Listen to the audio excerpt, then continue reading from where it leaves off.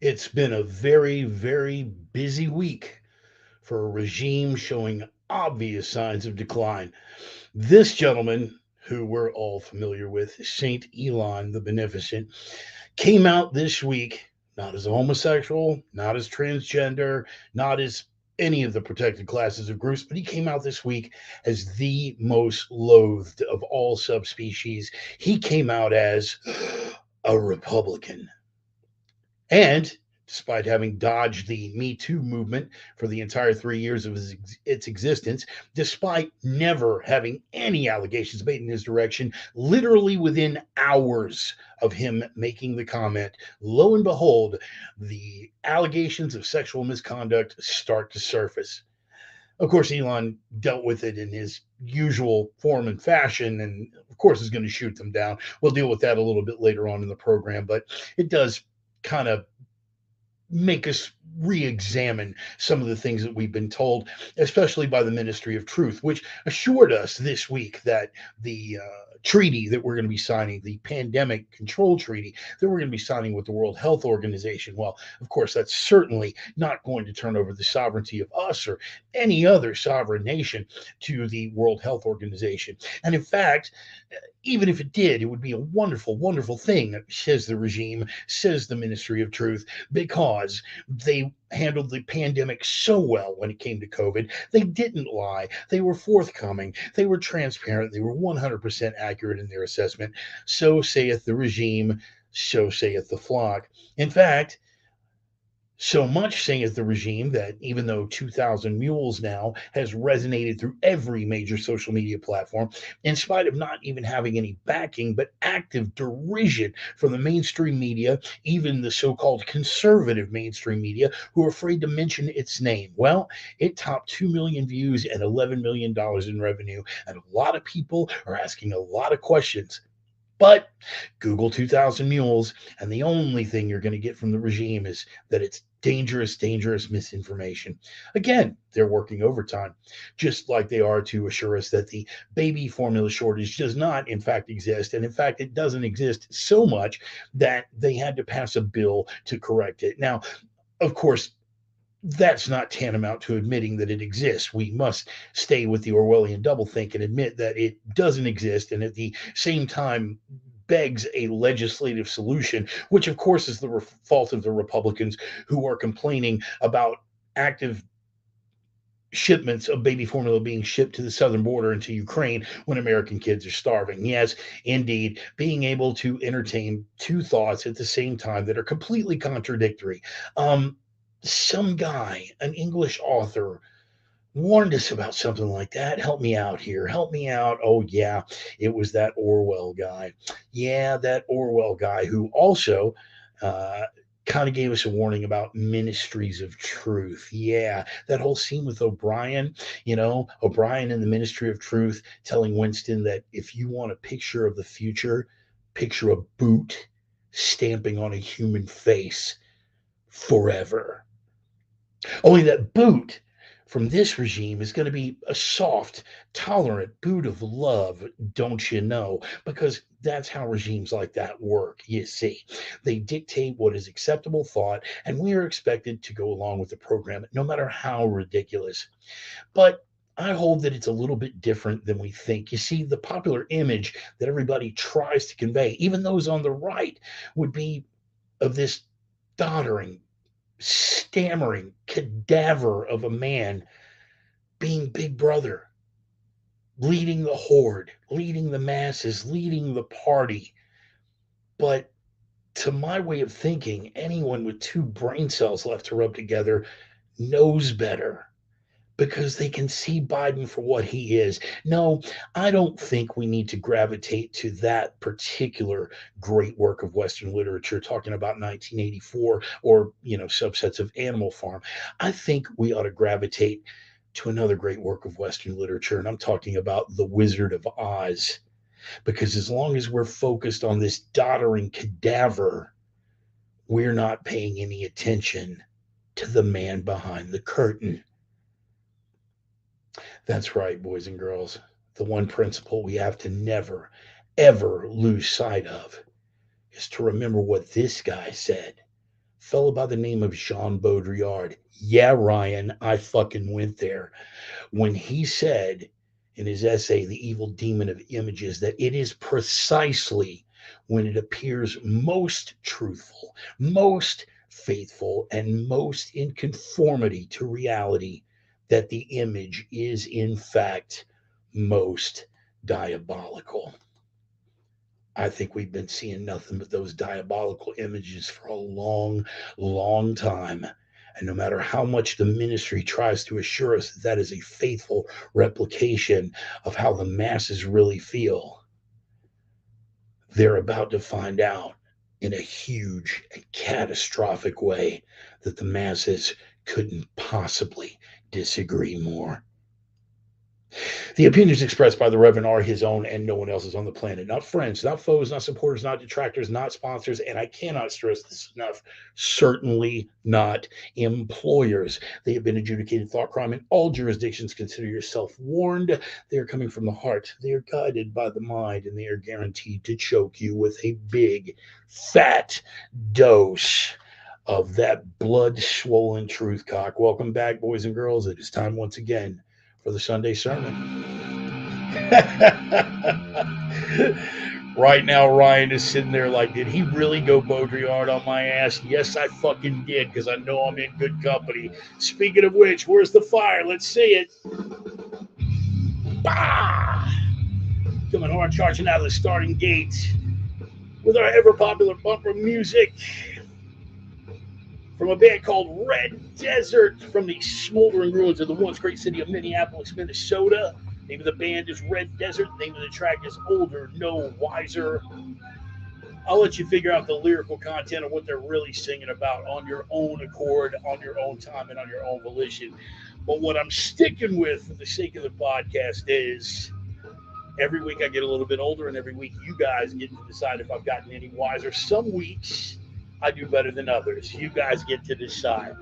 Anyway, real quick roll call. Let's find out who's on board. Running just a shade late, man. Got work obligations. You guys know. I'm a crane operator with some opinions, but first and foremost, I got to be working. So that's it. We have Carrie and Roman from opiumtales.com. Happy to have you guys both on board. Let me see. Oh, it looks like there was a lively conversation before I got here. Brother Joel is on board. What do we got? Hondo Wade. Well, hello. Good to see you again. Let me see. Brother Ryan, of course. You're going to love some of the shit we're going into today, boys and girls.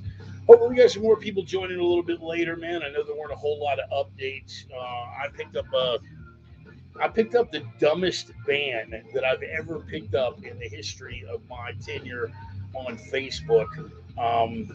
Just dumb. But we'll get into some of that. What do we got on board? Joey, the Sultan of Sarcasm, Mr. and Miss America, and all the ships at sea. George on board just in time. Actually, George, I might have held it up just a little bit waiting for you to get here. That's my story, and I'm sticking to it. You can authenticate that on your own volition. Unfortunately, unlike the Biden regime, I don't have a ministry of truth working in my favor. Oh, wait a minute. As of this week, neither does he. But that's okay. Again, the image is that the ministry of truth went away. All it did was drop back in the lap of the mainstream media who's doing what they've always done. But anyway, that's a bullet point for later in the discussion. Brother Wayne Sharp, man. Always good to see you out here, man. I need to see more of your brother, man. Need to see more of your brother. Everybody's saying hi to everybody. We're this one big, happy, dysfunctional family here, and I am happy to fucking see it. Get those banners running real quick. Here we go. I'm going to run this one right now because everybody already knows. Yeah, man. Wow. A lot of bullet points, a lot of stuff to cover. Rolling just a little bit late, man, but as usual, man, we're a little bit more laid back around here these days. Just kind of rolling with it, man. We do what we got to do. I think the rabbit hole is going to blow your fucking doors off. I think some of you guys are going to be so fucking spun, you're not going to know whether you're coming or going. Or, in fact, if you are coming or going, you might be coming or going within the bounds of a computer simulation, or maybe having the definition of coming or going dictated to you by artificial intelligence. Mr. Musk had a few words to say about that, too. We'll get to it in a minute. Little drink of some liquid enthusiasm here. You will note the new vessel.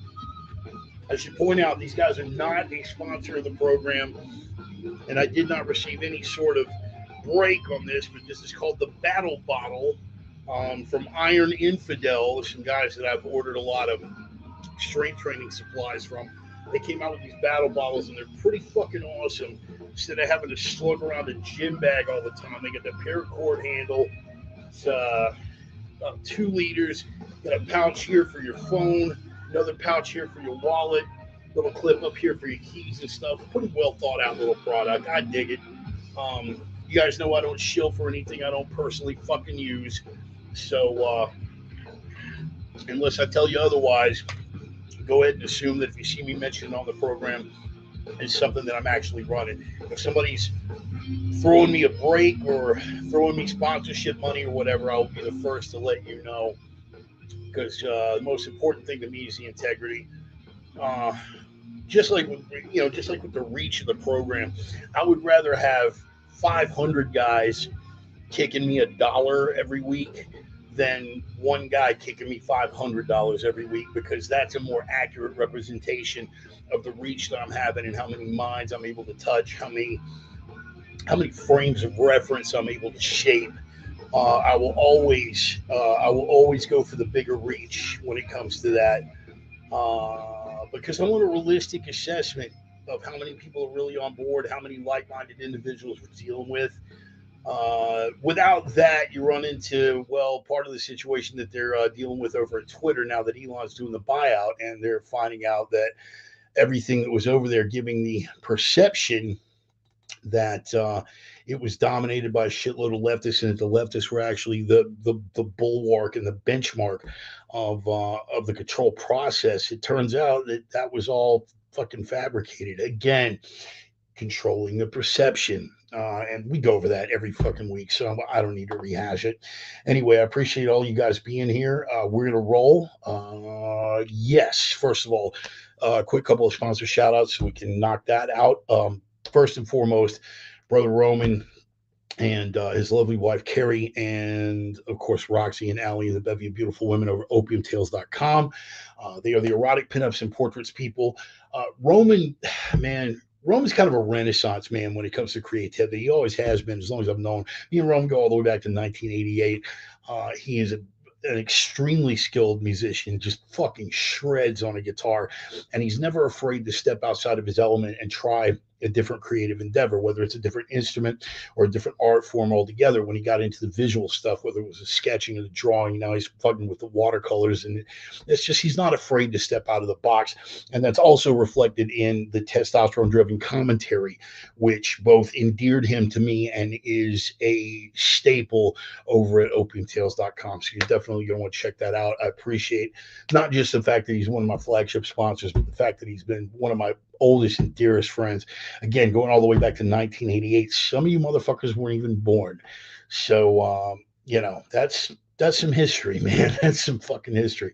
And I'm happy to have been able to share every fucking bit of it. Also, shout out to my Viking brothers, Casey and Dusty Tellison at Nordic Smoke Barbecue, the only legit barbecue in the inland Northwest, period, full stop. You can disagree with me, but you're fucking wrong. I challenge you to get your ass out there to American Gun and Pawn. If you were in the Spokane area, challenge you to get your ass out there to American Gun and Pawn every Thursday. They set up. You will think that you're rolling up on a pill mill clinic or a fucking methadone clinic, because the line stretches all the way around the block and the people are just shaking because they're waiting to get their fix. Why? Because it is fucking amazing. You are going to want to get there early. Again, American Gun and Pawn, they set up the Long Ship, which is their big smoker trailer.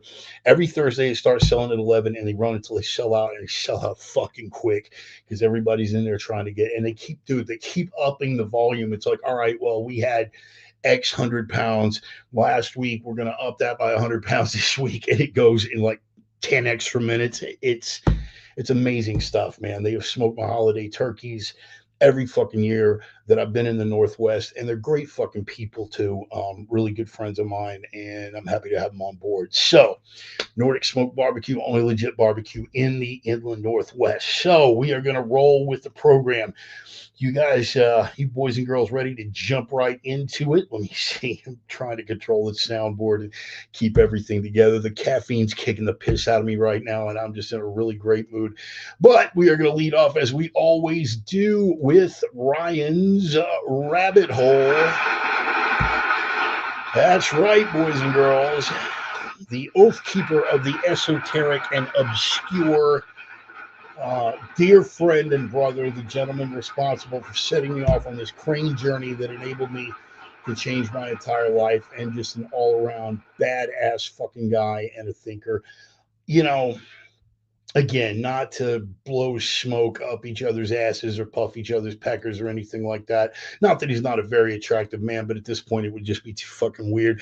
Um, uh, it's always a pleasure to be able to hang out, because we will go off on these tears, and when we get to dip our toe in the pond when we're doing these rabbit hole segments, we will go for fucking hours. And you're surrounded by people that are looking at two guys that, I mean, from all outward appearances, these are like, you're looking at tattooed thugs, man. I mean, severely fucking tatted up, inked out thugs. Um, both of us, old school skins from back in the fucking day. And you wouldn't think, hi, Mike, I'm glad you made it. You would not. And of course, Emmy, love you too, mama. You wouldn't think this is something you're going to be able to get into some serious in-depth shit with. And then you find people not able to hang with the conversation, and they go on and they talk about their day-to-day shit. We're talking about college educated guys. The point of the thing is never fucking assume. All right. 90% of the time, you're going to be right. 90% of the time, if it walks like a duck, quacks like a duck, it's an ignorant fucking leftist. But never assume. If it walks like a duck, it quacks like a duck, it's an inked out thug. Never fucking assume.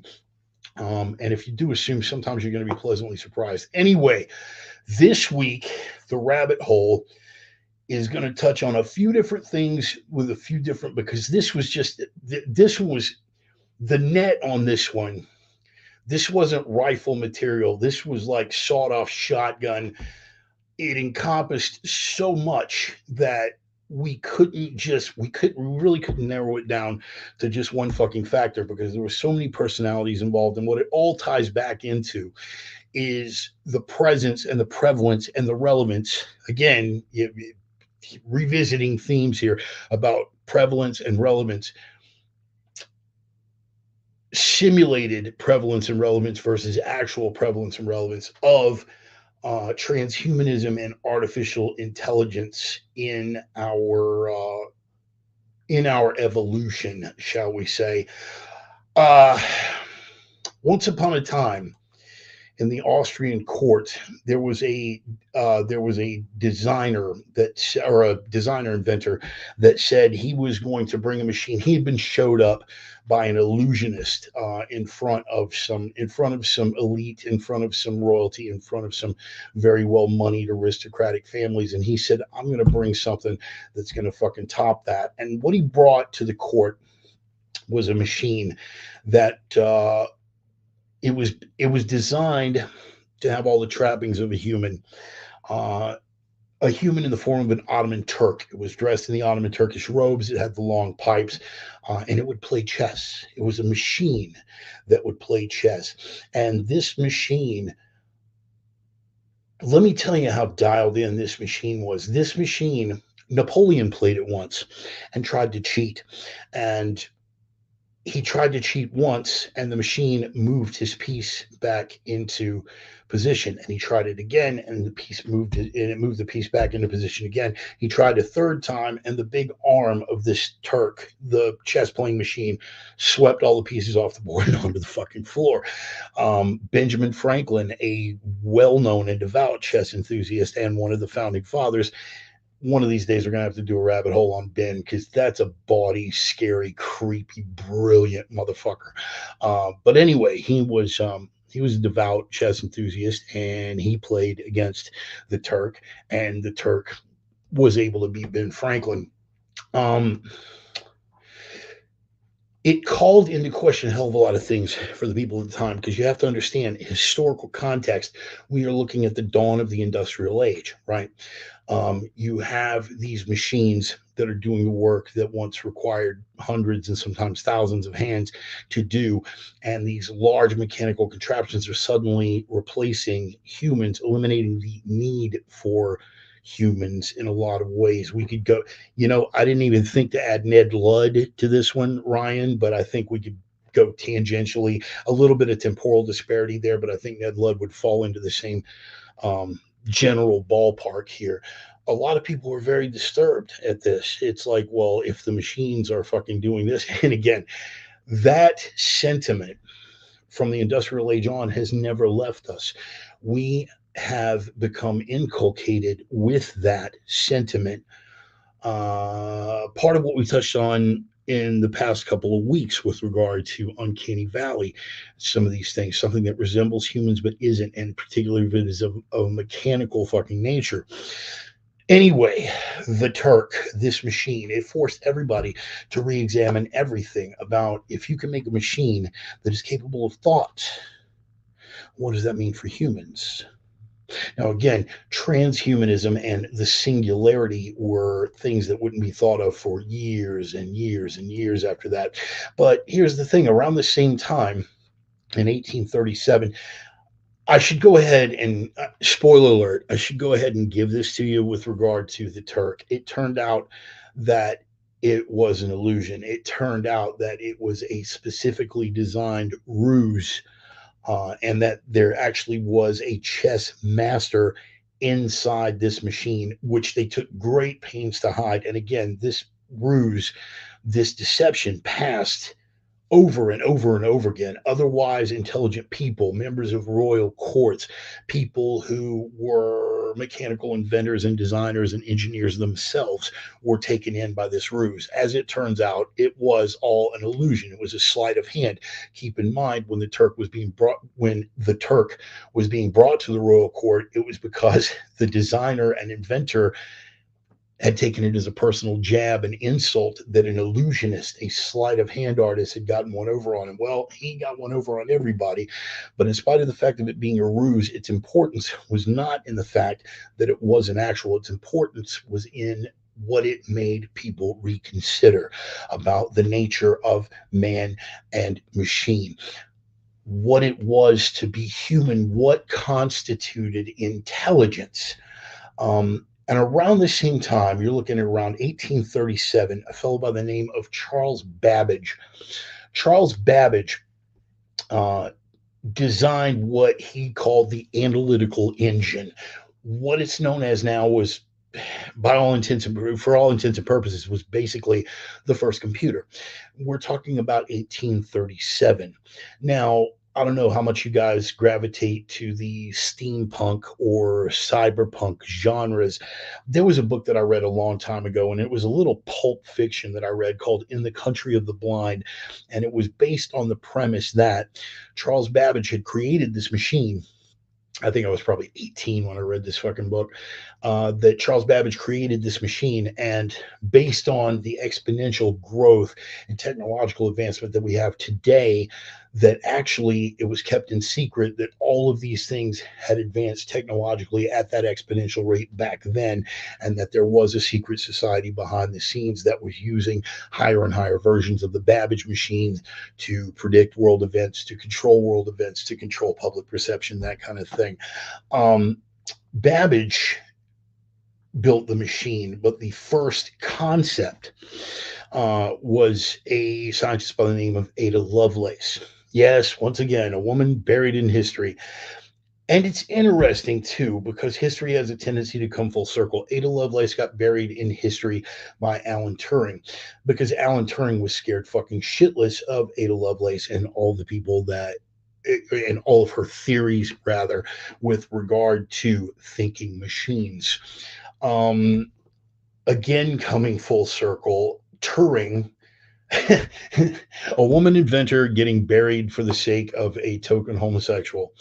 Wow, it almost sounds like women's competitive sports now, but in a technological field. In any case, um, there's the Turing test for mechanical intelligence. Okay. What the Turing test is independent of actual physical contact. If you were carrying on a chat using nothing more than, say, text messages or typed text over a teletype, can you tell whether you are dealing with an actual intelligent being or whether you are dealing with a machine? That is the Turing test. In honor of Miss Lovelace and her work, they said we're going to go one better. Instead of being able to just converse, and this was based on one of Ada Lovelace's early theories, early postulations, early hypotheses, was that no, just being able to converse is not the benchmark of intelligence. Being able to demonstrate creativity is the benchmark of intelligence. In other words, Turing would carry on a conversation, a routine conversation. How are you? Nice weather we're having. What the Lovelace test would come to would come to be understood as is basically you're asking this artificial intelligence, write me a story about a cat that saves the day. Draw me a picture of a man holding a penguin, that kind of thing, to demonstrate those higher levels of artificial intelligence. Well, lo and behold, boys and girls, we're practically there, if not already there, in a lot of fucking ways. We have already crossed that threshold. Elon Musk, St. Elon the Beneficent, has warned us about it ad nauseum. But again, where do we even go with this one, Ryan? I'm just going to give you all. I'm going to give you all of it. All right. I want you guys to go down this rabbit hole, but particularly with regard to transhumanism, we are rapidly approaching what and Spike the percussionist, if you were watching this, if you say the word singularity again, I will stab you in the eye with my dick. Um, but that's where we're getting to, a point where the line between sentient beings and artificial intelligence becomes so fucking blurred. And in fact, the actual mechanical, neurological, and even physical connection between us and machines becomes so fucking blurred that it's no longer of any consequence, that there is no further line between man and machine, what they call the singularity. So I want you guys to look up all of these things. I want you to look up Ada Lovelace. Okay. I want you to look up Charles Babbage. I want you to look up Alan Turing.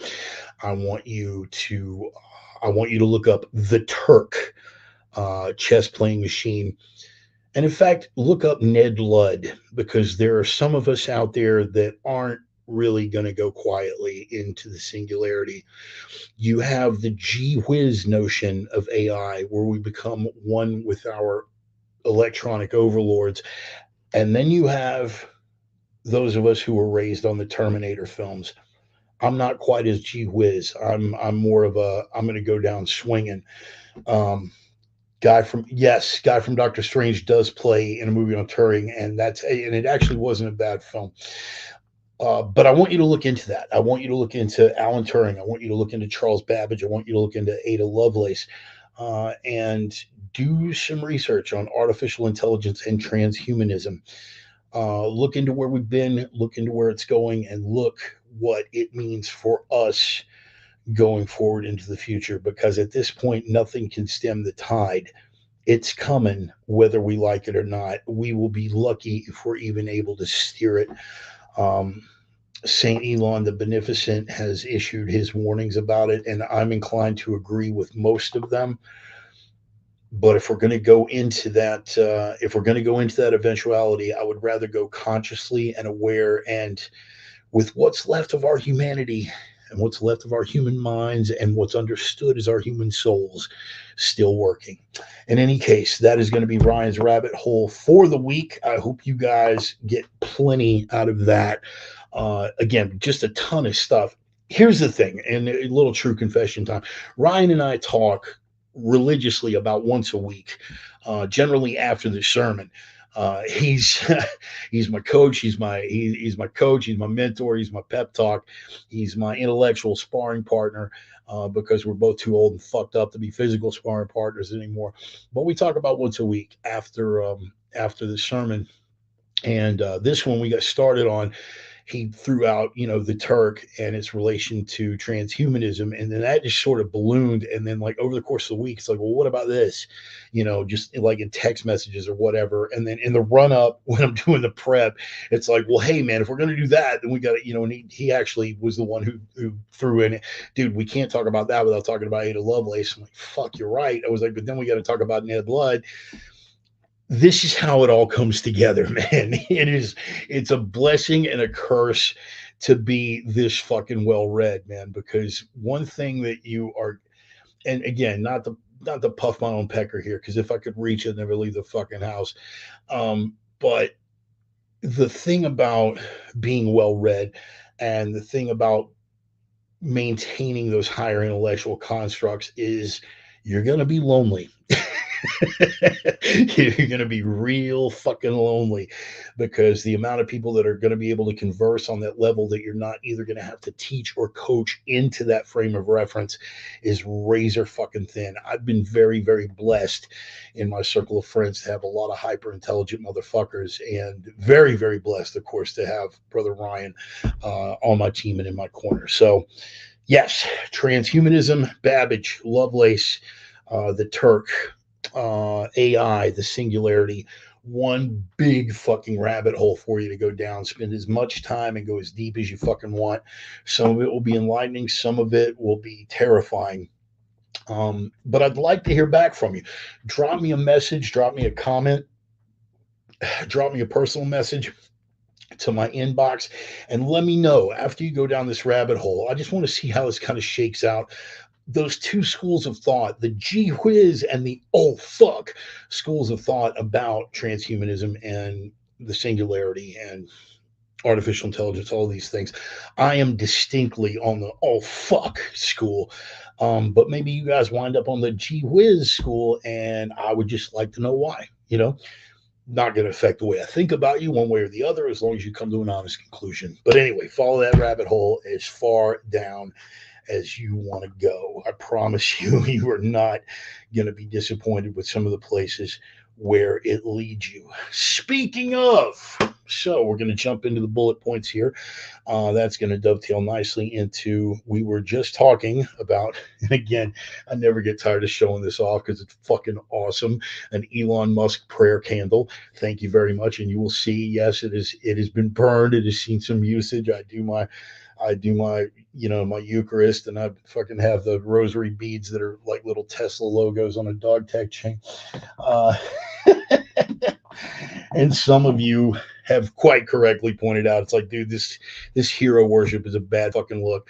I have two man crushes on this whole fucking planet. All right. So I'm not going to hear it. You're not going to begrudge me. I have two man crushes on the whole fucking planet: Vladimir Putin and Elon Musk. That is it. And that really should tell you just about everything you need to know about me. But if hero worship is going to be a point of contention for you, the fact that I've narrowed it down to two indisputably great men. If you want to hang, well, hero worship is a bad look, I'll own it, whatever. And you're right. Heroic men have heroic flaws. No, every saint has a past, every sinner has a future. All pick your fucking cliche. But at the end of the day, no one is so fucking exalted that they don't have their faults, but no one is so evil that it is beyond fucking redemption. And I hold that on balance, both of these men are indisputably on balance great men, and they have done great things, and they have shaped the world in great ways. Coming off what we were talking about the singularity, what Don't forget. Oh, yep. Sophia was shut down after it said it would destroy humans. Yes, and then it tried to come back. Then it tried to come back and go, no, that was me developing a sense of humor. Here's another one that you can Google. They hooked up some AI server to Twitter, and it got fed nothing but fucking hate speech for like a day and a half, and all of a sudden this AI adopted everything that was just brutal and violent. And I'm like, okay, first of all, who the fuck authorized that experiment? Um, this is the thing about scientists, guys. You can't forget this about scientists. We would be, I mean, obviously we don't advance without science. Obviously, science has got to do some really fucked up things from time to time to advance us as a species. It's it's part of the necessity of the process of evolution. But never forget this about scientists, okay? It was scientists and doctors that brought us the human experimentation in the camps. Okay, it was scientists and doctors that brought us unit 731 in Japan. Okay, and this is the one you never ever lose sight of. On the morning of the Trinity test, Oppenheimer and his crew, he's on the phone with General Groves. He's like, hey, it looks like the weather's breaking, we're going to go. The whole night before, these scientists, all of these scientists who had worked on creating the world's first atomic weapon, all the biggest, brightest minds in the world when it came to the science behind splitting the atom, they all sat down and they said, we're going to go over what is the worst possibility that we can't absolutely rule out. In other words, some stuff was just totally ridiculous, but there were some things that were exceedingly unlikely, but they couldn't rule it out, right? A couple of those things were one, an uncontrolled chain reaction burning the atmosphere off of the earth, killing everyone. Another that they couldn't rule out was the same type of uncontrolled chain reaction, cracking and peeling the crust off the earth, killing fucking everyone. These were two things that the scientists, waiting for the Trinity test, that first atomic detonation, they couldn't rule that out. They couldn't absolutely say, no, that will not happen. And you know what they did? Fuck it, roll the dice. Now, as it stood, test went off without a hitch. Oppenheimer had his little quote from Vishnu, I become death, the destroyer of worlds. Several of the scientists delivered the secrets to the Soviets. That's all Cold War history. But it went off without a hitch. None of the really fucking bad shit happened. But never, ever, ever forget that about scientists. And the scientists controlling AI are no fucking different. Shit that could end us. The guys that are working with the Hadron Collider, I mean, every day they're dealing with shit. It's like, well, we can't absolutely rule out that this won't create a giant black hole and fucking suck us into fucking spaghettification in nanoseconds. They can't rule it out, but every day they fucking roll the dice. Never forget that when you're talking about scientists and what they're willing to fucking do.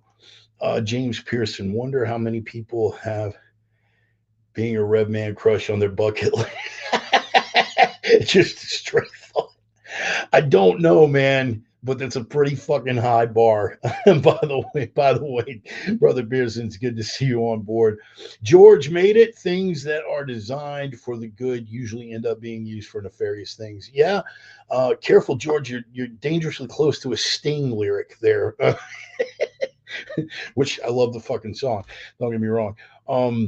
In any case, Elon, again, little trip down Tangent Street.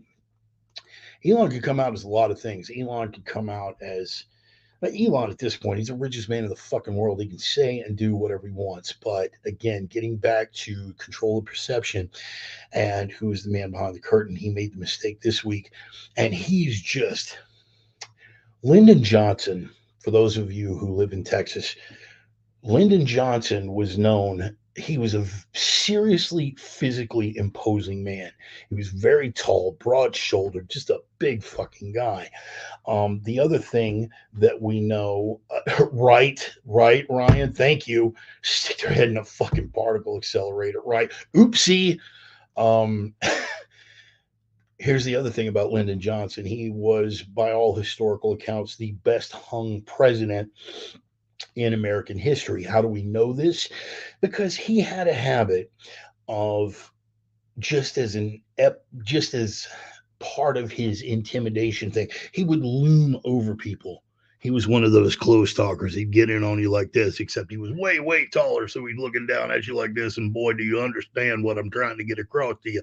And when that didn't work, he would whip out his, by all historical accounts, enormous fucking endowment and just sling it around like a fucking rodeo lasso and just be like, if we're going to call this a dick wagging contest, I promise you, boy, I'm going to win. This is what Lyndon Johnson was known for. Elon Musk probably isn't packing like that. I've never seen it. Um, Elon, if you're up for showing me, I'd be happy to take a look. uh, Elon probably isn't endowed like that. However, he is doing roughly the equivalent of that right now. He is single handedly pushing to save free speech by getting at least one social media platform. And because he's got so much fucking light on him, he's basically daring them. It's like, all right, I'm the richest man in the world. Here's my big, well moneyed dick. You want to turn this into a dick wagging contest. This week, as part of his nonstop "I dare you," he came out as a Republican. You know, Sutherland at the end of Body Snatchers, right? The one fucking unforgivable in terms of the mainstream media, in terms of the popular culture, in terms of the regime. They're not about to have it. Bezos couldn't come out as a Republican. Bezos is smart enough not to attempt it. Bezos is on board with the regime. Bezos is definitely one of them. Elon, most distinctly, in my estimation, is not. Maybe I'm projecting. Time will tell. But literally, even though the man managed to dodge, how long is the Me Too movement now? 2 years, 3 years, more. You could argue about the actual scene, but like, when did the hashtag Me Too become an item? I want to say 2.5, 3 years ago. Somebody fact check me on that. He has managed to go all that time with all that money, with all those projects, with SpaceX, with Tesla, with the Boring Company, with all the things that he's doing technologically, with Neuralink, all of that, without a single fucking allegation being thrown his way. Not one. Nobody even postulated that, one time I was in the office and he stared at my tits a little too long, and I don't know, I just felt kind of flushed and uncomfortable. By which you mean moist. But anyway, bitch.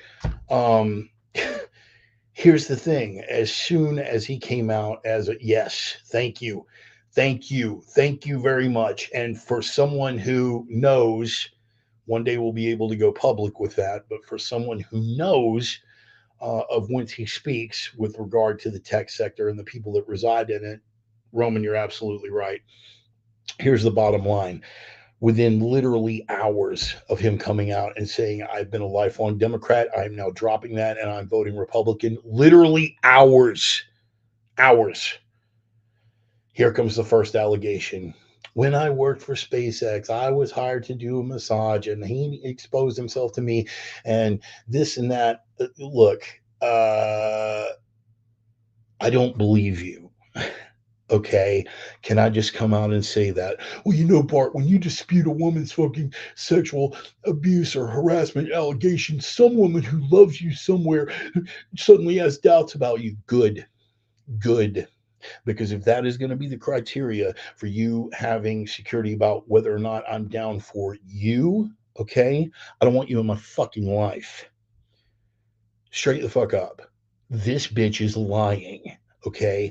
And at the very least, even if we're just going to blindly say, okay, I believe her because believe all women, hashtag believe all women. Women don't lie about stuff like that ever. Like they don't ever fucking like that's exactly what these people sound like to me, by the way.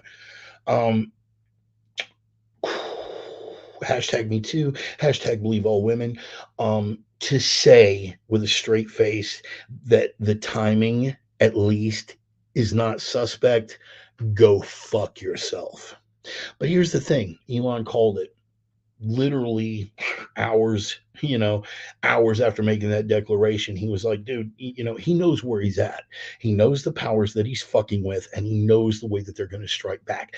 This is the left dealing with the one bullet point that I wanted to address today, the dangers of the leftists run amok, especially when they get desperate, the dangers of that fucking desperation. Here's this guy, the richest man on the fucking planet, guy who is beyond reproach on every fucking level. And all of a sudden, here come the hit pieces. Why? Because he's not one of them anymore. And they didn't need him to be one of them. They just needed him to shut the fuck up and let them do whatever the fuck they were going to do. He's not content to do with that. He's doing a Lyndon Johnson right now, and he's wagging the dick in their face. Good on him. But it's going to get worse. And he called it. He was like, you were going to see this regime lash out. Now, here's why I feel like that excess of the regime lashing out is a good thing, because they always overreach, and because the truth 97 times out of 100 winds up being on our side. Case in point, Elon Musk, literally May the 19th, 2022, woman makes sexual misconduct claim against Elon Musk, says that Tesla paid her $250,000 to keep her mouth shut, doesn't allege anything. I mean, strictly fucking he said, she said at this point. And do you know what Musk came back with? Literally 2 days later, and this is from analyzingamerica.org. The first one was from dailywire.com. A woman makes sexual conduct claim against Elon Musk. Business Insider reported that a flight attendant who worked as a contractor for the corporate jet fleet accused Musk of exposing himself to her, touching her, and offered to buy her a horse in exchange for an erotic massage. And that's a weird pickup line, particularly since we're talking about endowment. Literally 2 days later, this, according to analyzingamerica.org, Musk challenges accuser, and this is the thing. In fact, do a Google search with me right after this. This was Analyzing America. This is one that came up. Musk challenges accuser to describe his tattoos and scars in his genital region to prove she's telling the truth. First of all, I'm kind of interested in the story about scars and tattoos in the genital region. Fucking Elon's a little bit more of a party animal than I would have thought. Yeah, I don't know too many people that adventurous. I do have one good friend of mine who tattooed a scorpion on his own dick. Yeah, that's scary. He should be a crane operator because he could use his own balls as a counterweight. Fucking hell. Tattooing your own equipment like that. That's fucking scary. I've got a very strict no pins through the PP rule. And anybody who knows me knows I'm into some freak shit, but that's a hard no for me. Anyway, Musk coming back immediately, and he does what he should have fucking done. It's perfect. Musk challenges accuser to describe his tattoos and scars in his genital region to prove he's telling the truth. Oh, I exposed myself to you. Really? Cool.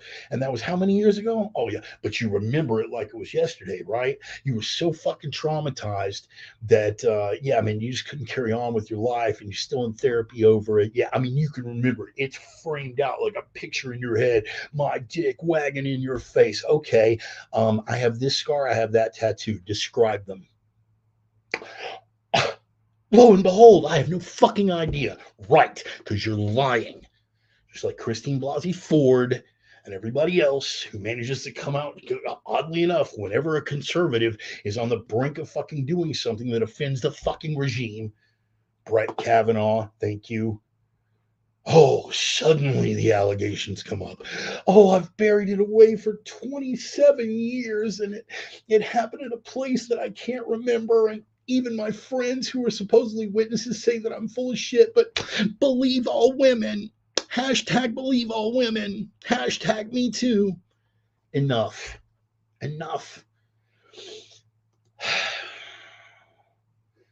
controlling speech by forcing us to say things that we know are not true because the regime has declared them the truth.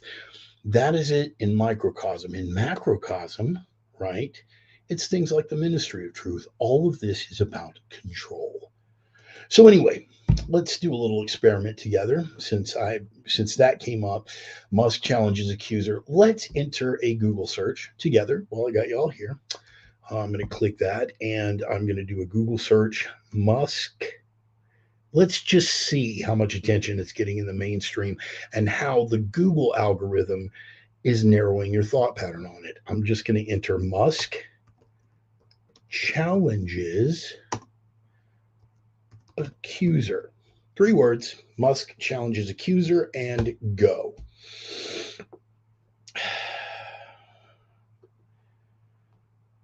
Well, lo and behold, the Daily Beast, Elon Musk challenges accuser to describe something on it. Okay.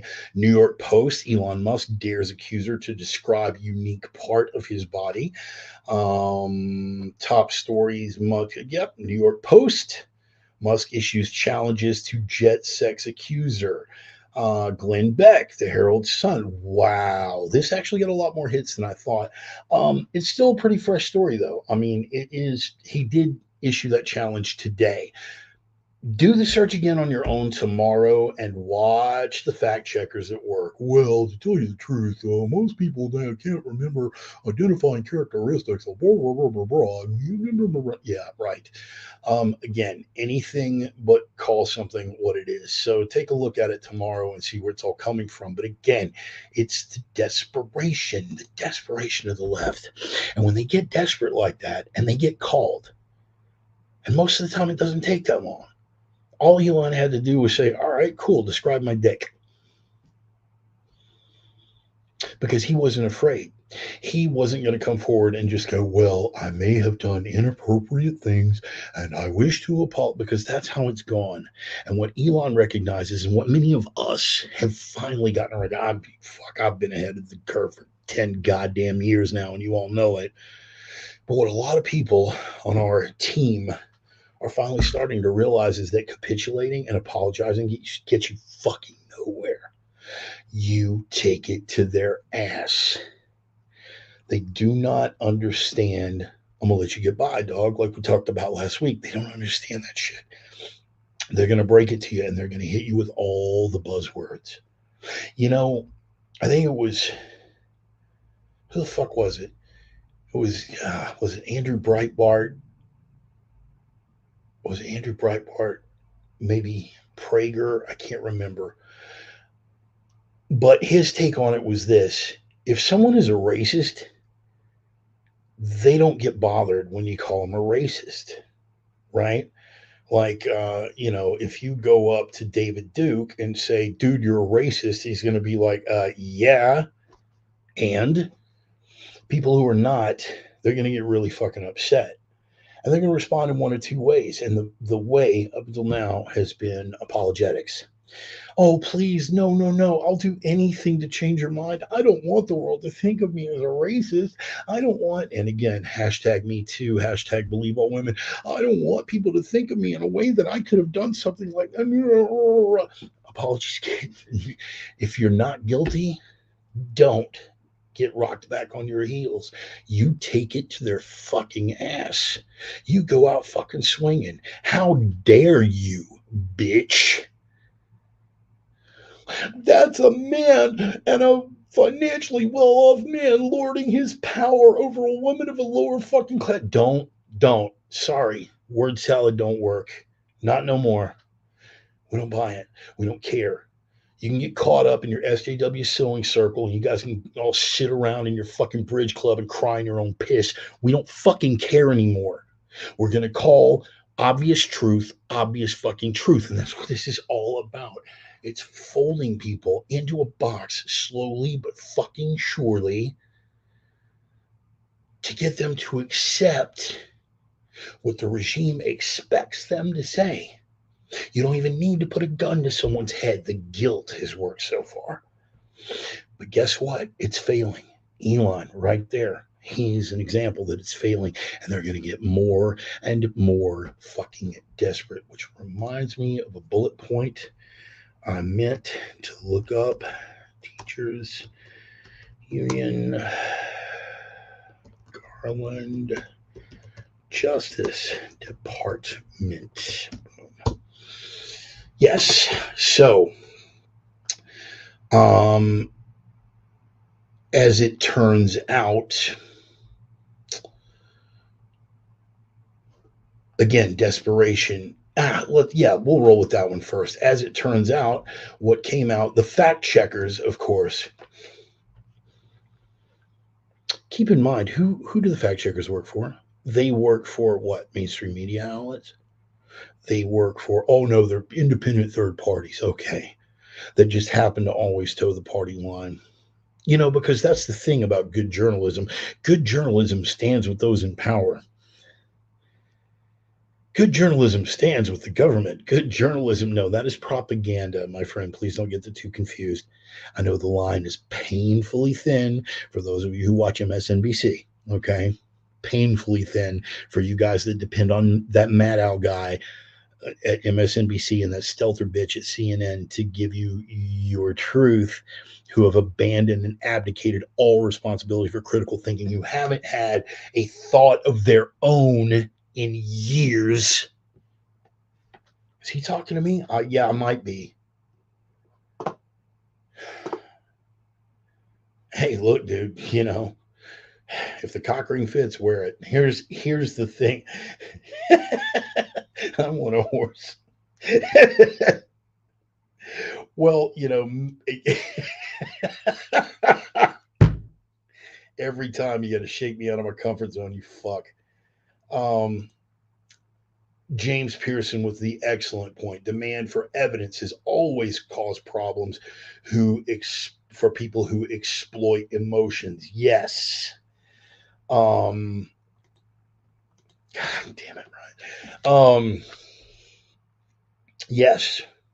These people count on the emotions. These people count on the fear. They count on the guilt. Make a big accusation. And you're going to be so fucking bothered by the nature of that accusation that you're going to fold, that you're going to start apologizing. You're going to do anything to make that problem go away. We don't do that anymore. And St. Elon is leading the way. Oh, really, bitch? I did that? Describe my dick. Hashtag describe my dick. I think we need to make that a thing. Every fucked off accusation that comes out of these people, hashtag describe my dick.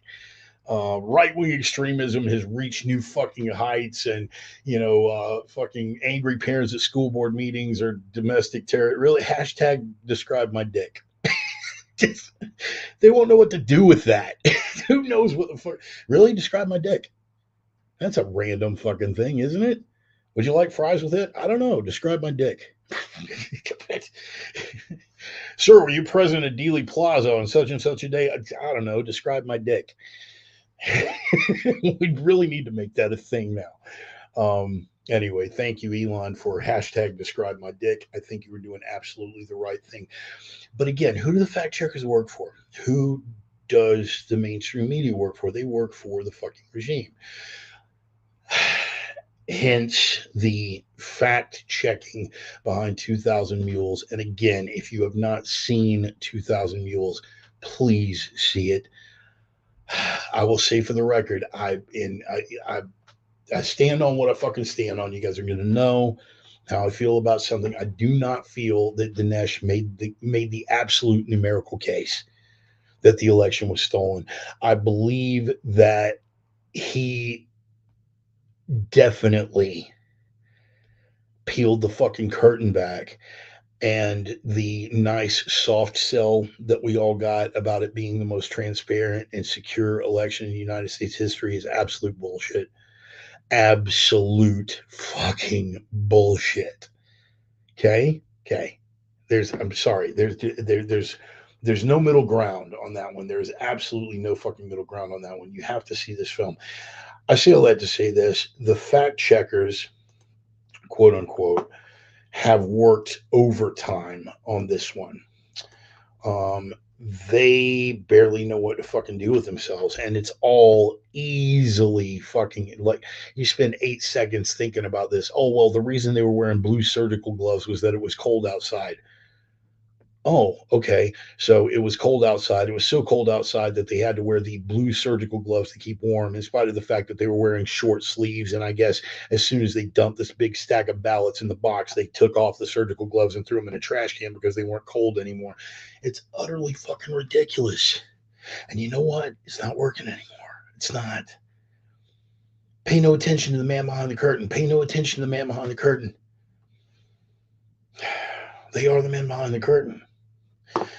Uh, and it's really, really getting disturbing how far they're willing to go in the sense of protecting the regime. For instance, the school board, the angry parents at the school board meeting that I was just talking about, and the National Association of Teachers, when they sent that memo to Merrick Garland. Well, Merrick Garland, guilty of perjury yet again, in his testimony before the United States Congress, because yes, they sent that memo to him well ahead of time, and they directly coordinated with him before getting it sent, specifically identifying angry parents as domestic terrorists.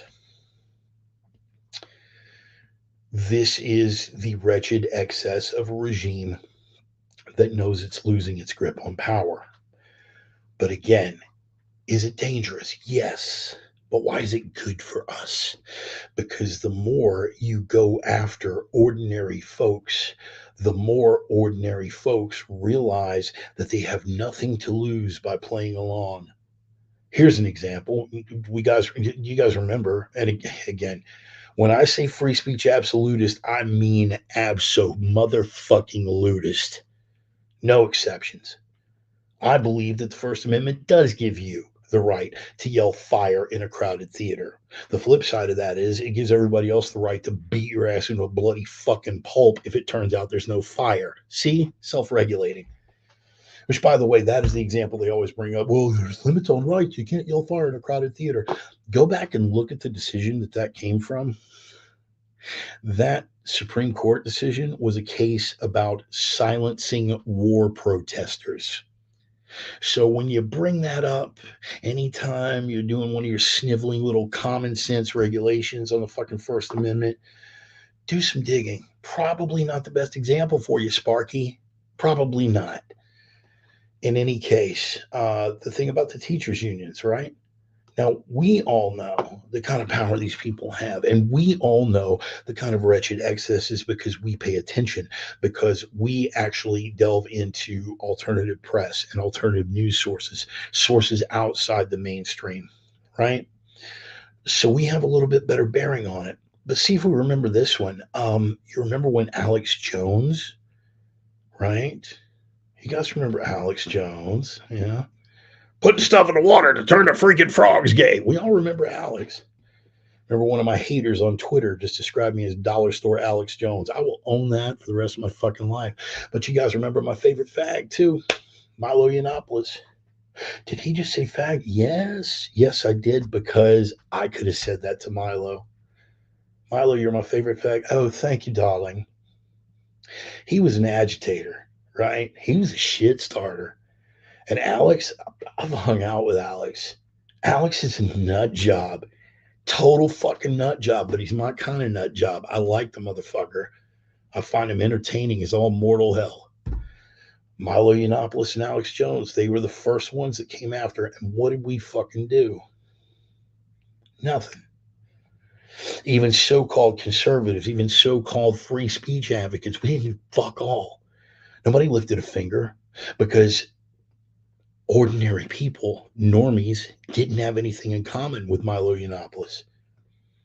Normies didn't have anything in common with Alex Jones. Hell, people who were even somewhat outside the normie box didn't feel any sort of empathy or connection to Alex Jones and Milo Yiannopoulos. So when they pulled them off, it's like the old World War II thing. First they came for the trade unionists. I didn't speak up. First they came for Milo. First, they came for the shit-starting fags, and I didn't speak up because I wasn't a shit-starting fag. Then they came for the conspiracy nut jobs, and I didn't speak up because I wasn't a conspiracy nut job. Then they came for the mainstream Republicans, and I didn't speak up because I was a libertarian. You see where this is going. You guys are well aware of the historical reference that I'm making. You know exactly where this is at. But we did nothing. But again, is it dangerous that they're getting desperate and they're overreaching? Of course it is. But ultimately, it works in our favor.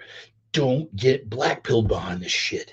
Because the further they fucking reach, are people getting hurt over it? Yeah. Are people losing their jobs, their careers, their public reputations? Yes, they are. That comes with the territory because we're in a fucking fight with people who are strong enough to stand on their fucking moral principles. Guess what? When they come after parents who are looking out for their kids at a school board meeting, the fact checkers can do all they want. Oh, we don't know. We don't represent. But then when the parents start getting kicked out of the school board meetings for reading the stuff that they're giving to the kids, and the school board says, officer, throw her out because that's pornography.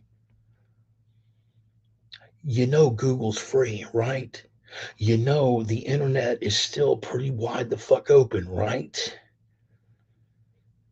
Now the normies and the grazers, hashtag grazer, and the Pollyannas, you're not going to convince them. They are the fawning faithful. They are going to let that Mad Owl guy do their thinking for them. They are not going to reach outside. They're not even going to entertain the thought of, because why would you listen to that guy? Why would I listen to that guy? Mad Owl told me that guy's a liar. Oh, okay. Have you listened to him? I don't need to listen to him. Mad Owl told me that guy's a liar. Nice. But the further they reach and the more overreach they have, the more ordinary people feel the effect. And the more ordinary people shake off the fucking fence. And there was a big overreach that they're just coming off of. Big overreach that they're just coming off of with COVID. And they played that one like leftists always do. It's the classic leftist overreach. They can't help themselves. Authoritarian regimes, particularly those on the left, they're constantly going to overreach. It's a historical trend without exception. Okay? And they did. They pushed it as far as they could. And then even when it had clearly outlived its usefulness, they continued to try to reach. And a whole lot of mainstream people that had been faithful to Father Fauci and the cult of fear throughout the whole thing finally started looking at it going, wait a minute, man, this shit's over with. What are you saying? And they started digging deeper, and guess what? They shook off the fence, and guess which side they fucking landed on? Let them reach. Every time they reach too fucking far, we need to celebrate that shit as a victory. We need to pray and console and support all the people who are affected. People that lose their jobs, we need to be there for them. People that lose their public reputations, we need to be there to defend them. But we need to realize that these are victims of a fight that we are engaged in. We need to be there for them. We need to support them, but we need to celebrate it as a victory, because when they fall on our fucking side. Case in point for overreach, and case in point for fact checkers controlling the output, controlling people's thoughts. Well, here's what we heard this week, and this is from PBS. The Department of Homeland Security pauses disinformation board amid free speech questions. Yeah. Secretary Alejandro Mayorkas acknowledged the board had become a distraction to the department's other work, which includes safeguarding U.S. elections. Mayorkas is a fucking spiritually bankrupt human. And I use the word human loosely, but Mayorkas still has more of a soul than Nina Jankowicz. But Mayorkas stood in front of a congressional subcommittee and said that Nina Jankowicz, who has done nothing but purvey misinformation, a woman who said that the Hunter Biden laptop story was Russian disinformation, a woman who said who parroted any number of leftist talking points, all of which have been completely fucking debunked now, tried to claim herself as nonpartisan, a woman who has done nothing but spread disinformation, was proclaimed by Mayorkas to be an expert on misinformation and disinformation. Well, goddamn right, she's at least skilled at it. We can prove that. Is that the criteria now? In any case, there was such an uproar, even from mainstream Democrats, that they had to shut it down. This is one of those trial balloons. This is what I call that. It's one of those trial balloons. When you think you're reaching a little bit and you want to see just how much they'll take, you throw out something like that. Oh, by the way, we're going to have a ministry of truth. And if you push and you get no pushback, you go, huh, cool, they'll buy it. Let's move it a little bit further down the line. People reacted. Do you think that the ministry of truth, do you think that their disinformation board just went away? No, because all that disinformation board was going to be was codifying into law under the auspices of the Department of Homeland Security what the fact checkers and the mainstream media are already doing and have been for a long, long time. The independent third party fact checkers that only go behind the mainstream media output, they have been doing exactly what the regime wants them to do. They've been busted time after time after time. In fact, those mainstream media sources, the Hunter Biden laptop story, when it came out, the mainstream media sources were parroting that it was Russian disinformation. Good Lord, man, Putin's just got his tendrils in everything, doesn't he? You know what, the mainstream media parroted those stories over and over again as if they were rote truth. And what did the fact checkers do? Well, they fact checked it into authenticity. Well, we can't find anything saying that what the news is saying isn't true. Like there's nothing out there saying that it isn't Russian disinformation, therefore true. How about this authenticated fact X? Well, yes, that's a 100% documented fact, but within the context of this and the way that it differs from the party narrative, we're going to declare that mostly false. We all know how this works. That is what they've been doing.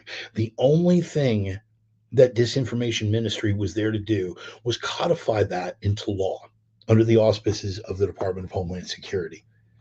And when you look at the Department of Homeland Security and all the powers that they have given to them by, and again, I don't do parties when it comes to this. When it comes to anti-authoritarianism, I am a principled motherfucker. We're not going right or left on this one. All of this started with the Bush junta, administration. All of this started with Bush, that neocon, warmongering, police state promoting, surveillance happy fucking shill of a pretend Texan. Yeah, I said it. Fuck George W. Fuck him unequivocally. This is where it all began. We can lay it at the feet of Obama, who expanded the programs. We can lay it at the feet of Biden, who learned from Obama and carries on the programs. But this all started with George W. Bush, post 9/11, the surveillance state. You guys remember Attorney General John Ashcroft? Speaking of repository of useless information, most of you don't, guaranteed, but feel free to Google it. And after John Ashcroft, it was Alberto Gonzalez. Those justice departments laid the groundwork for everything that Biden is doing now. And again, sidebar, this is why being principled anti-authoritarianism is so fucking important, because the power that you seize today for yourself, one day when the shoe's on the other foot, is going to be wielded by them. Now, when you have both sides working for the same globalist goal, well, that just one hand washes the other, doesn't it? But as for the herd, the Pollyannas that always cheer it on when it's their team in charge, for you so-called conservatives that were cheering it on, bravo, when George W. Bush was doing it. And then when the mulatto messiah, Obama, came into office, all you Democrats that stood right by me screaming and yelling about the excesses of the Bush junta. Well, once Obama was in there, no, it was okay.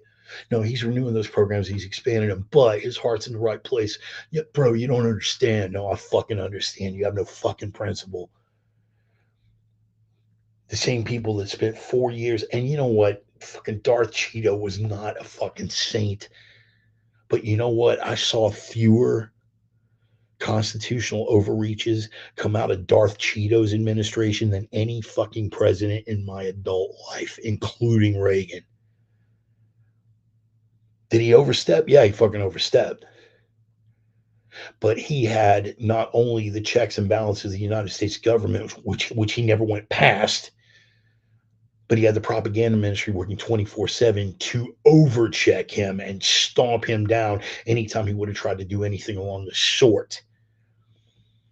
And now we got Biden back in office, carrying on the traditions of Obama, carrying on the traditions of Bush.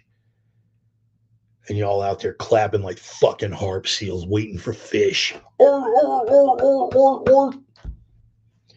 Pay no attention to the man behind the curtain. That daughter and cadaver out there trying his best to read off a fucking teleprompter because they just jacked him full of whatever drugs, fucking wake him up enough to be on camera and keep him from shitting himself. Yes, Biden's a great president. Pay no attention to the man behind the curtain. They removed the outright ministry of truth, right? That was a trial balloon, but it didn't matter, because all that was an attempt to codify into law what the mainstream press and the so-called fact checkers have already been doing. And so what happened? It went right back to the fact checkers and the mainstream press. Case in point, making the point both for man behind the curtain and dangerous excesses. Look what's coming, right? I promised last week we would get into this. You guys have been doing your own homework, I know, about the pandemic treaty we are getting ready to sign with the World Health Organization. Dig into that treaty. It does everything that it's purported to do and fucking worse. Dig deep. Do a deep dive on it. Don't be content to let that Mad Owl guy or that Stelter bitch do your thinking on this one. Don't be content to let the fact checkers control on this. Read every fact check and read the fucking treaty itself. It does everything. Everything it's purported to do, and then some.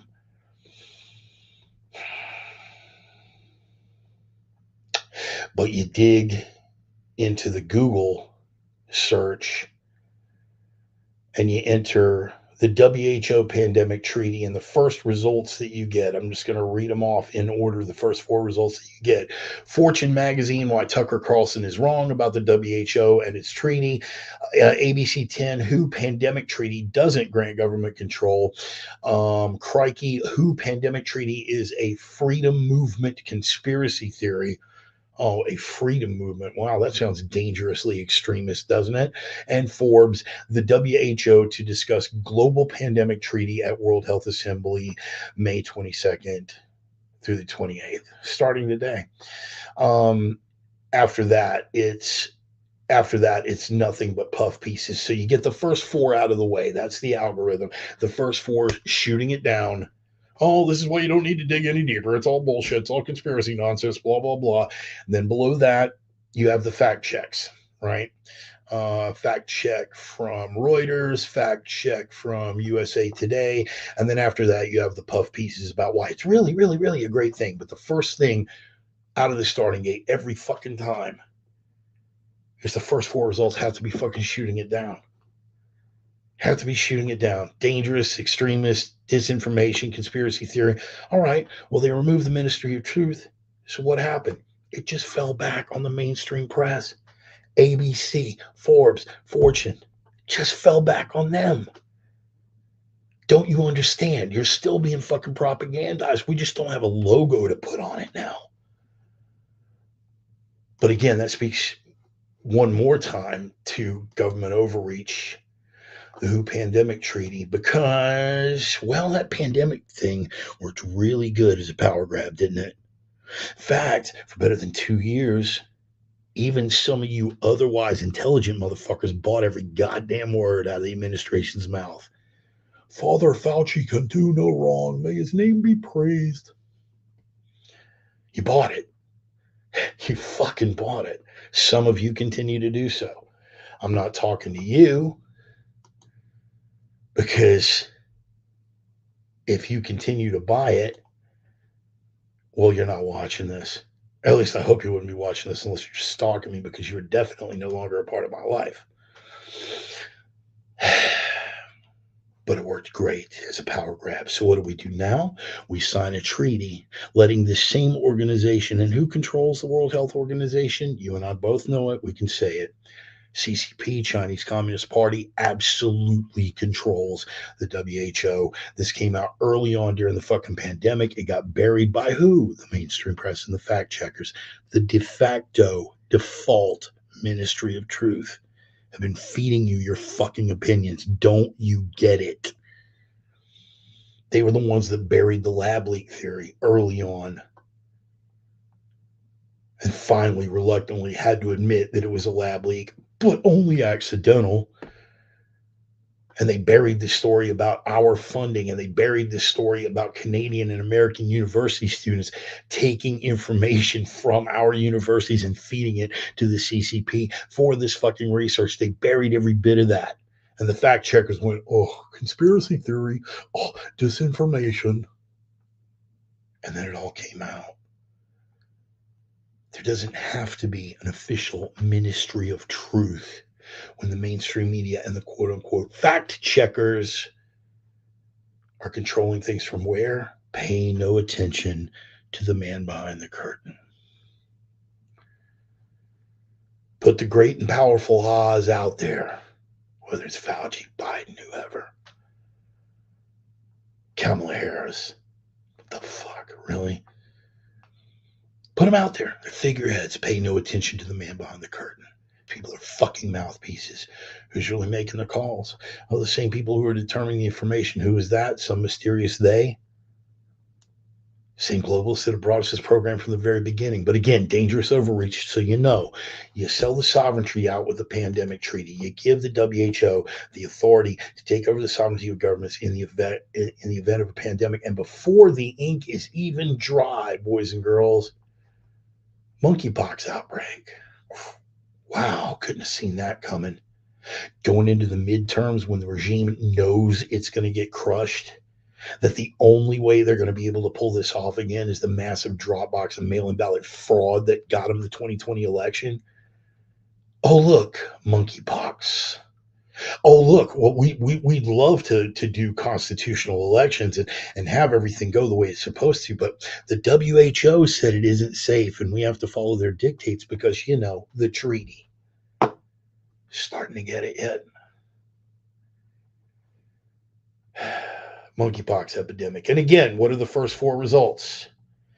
First four results have to be in favor of the regime. Are you ready? First four results, Guardian. Biden says everybody should be concerned about spread of monkeypox. NBC News. Biden addresses monkeypox outbreak during Asia visit. Washington Post. Biden on monkeypox. Everybody should be concerned about spread. New York Times. Everybody should be concerned about monkeypox. Biden warns. And even Fox News. Biden on monkeypox. Outbreak should concern everyone. Those are the first results. Funny. The first results always support the fucking regime.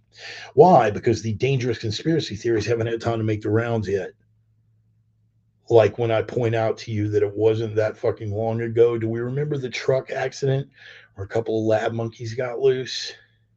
Do we remember? Oh, come on. Let those Google fingers do the walking. That truck accident that was carrying lab monkeys. The lab monkeys got loose and they said, hey, Don't touch them. If you see them in the wild, don't fucking touch them. And one lady came into contact with some of those lab monkeys, and a week later, she was developing symptoms of an unknown illness, and a week later, the story fucking disappeared. Let your Google fingers do the walking, people. It's right there. Even their algorithm hasn't enabled them to completely fucking bury it down the memory hole yet. You better be looking for alternatives in case they do. In any case, another case of dangerous overreach by the government. So, what do you suppose is going to happen here? Well, we signed the pandemic treaty, and now we've got, oh, wait, an impending pandemic. And who's feeding us the information? The default de facto Ministry of Truth. They don't have a logo on it, but it's the same mainstream press. It's the same fact checkers. And when people start pointing out how absurd all of this is, like we did for 2 years during the pandemic, the fact checkers are really going to get busy with their fucking hashtag intellectual gymnastics.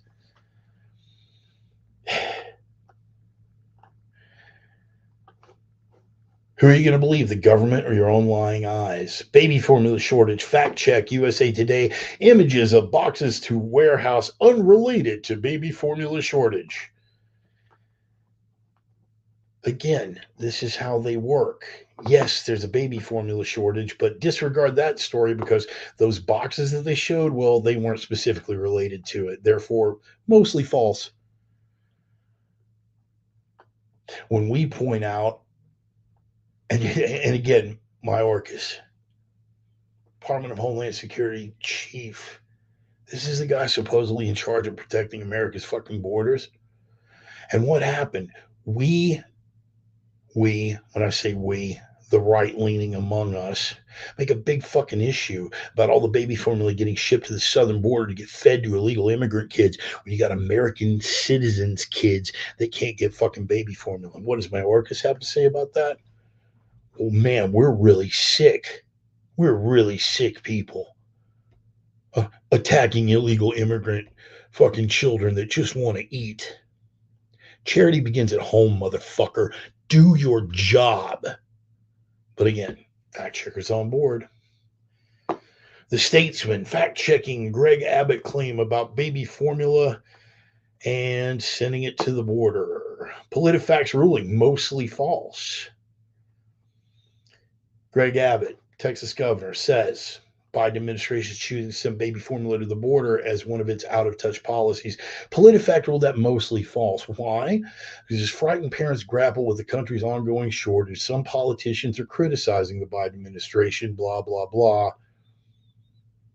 And again, they recite the actual factual things, the second from shelf right here at home. Now, the shelves and pallets in the first picture were stacked with baby formula, and it was from the border. The second picture was from empty shelves at a shop inside the United States, which was the whole fucking point. Full at the border, empty inside the country. Plenty for the illegal immigrants, nothing for American fucking kids. And because the second photo was not a picture of the shelves at the border, they ruled the entire thing mostly false. PolitiFact. What? PolitiFact. Fuck you. No, there is no ministry of truth. There doesn't need to be. It didn't have to be codified into law because the mainstream media and the fact checkers are doing it just fine. But there is no ministry of truth. Pay no attention to the man behind the curtain. Pay no attention to the man behind the curtain. Are you starting to get it?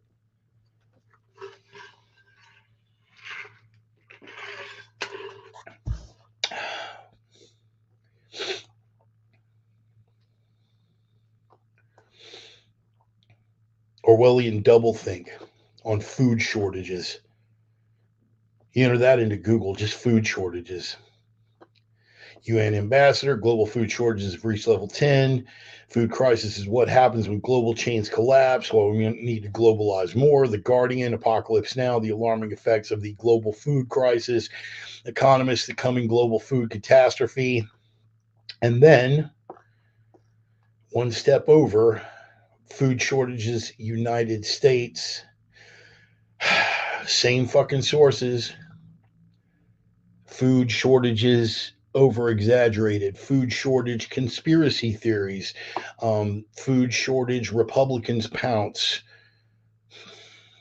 Who's doing it? Pay no attention to the man behind the curtain. Let's go one step further. Food plant fires. We covered that. This is all documented now. But U.S. News, fact focus, food plant fires fuel conspiracy theory, unfounded, factcheck.org, unfounded claims about frequency and causes of food plant disasters, NFPA.org, nothing to see here. Reuters, fact check, food processing plant fires in 2022 are not part of, it goes on. But remember, they told us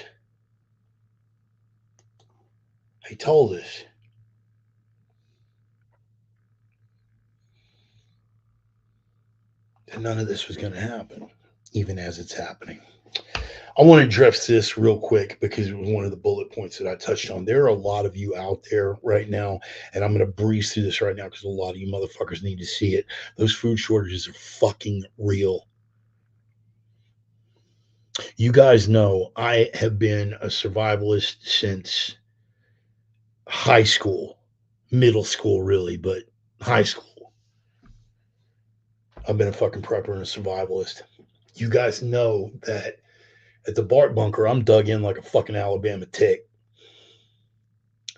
But I went through some of my suppliers this week. Some of the guys that handle the freeze dried stuff, the long term storage stuff. Mountain House being my personal favorite. Nitro Pack Foods. You have Ready Wise. Some of these companies have like changed their names now too. By the way, that's really an interesting shift. But I went through all of them, man, and it's slim fucking pickings. In fact,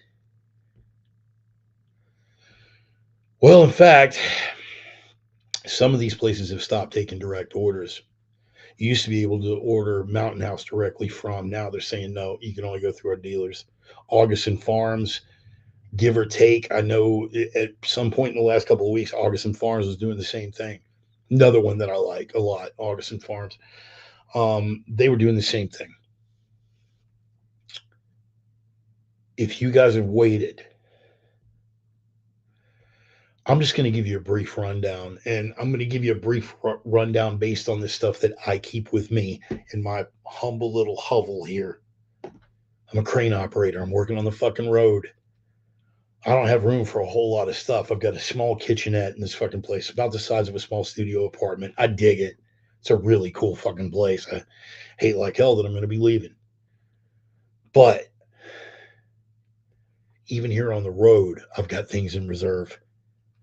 So maybe the best thing that I can offer to you is to show you the stuff that I have to keep in reserve here because I've got very limited space to work with. And I've got a very limited time that I've got to be here. And I've got to stay within proximity of, let's say I got to leave here tomorrow. Can I afford, or not can I afford the money because it's already spent? Can I afford to fucking throw all this shit in the back of my fucking car? Will it carry it? Am I have to rent a fucking trailer? So obviously I can't put like a year back, but I've still got substantial reserves. Best I can shift on the fly. Now, all of my year supply units, all of my freeze dried stuff, all of my bulk grains and things like that, it's all back at the bunker. It's a 6-hour drive. I'm getting into what you have the luxury of versus what you don't have the luxury of. Because if you waited this long, you're fucked. So now that we've established that you're fucked, how can I unfuck myself even just a little bit? Guys, listen close.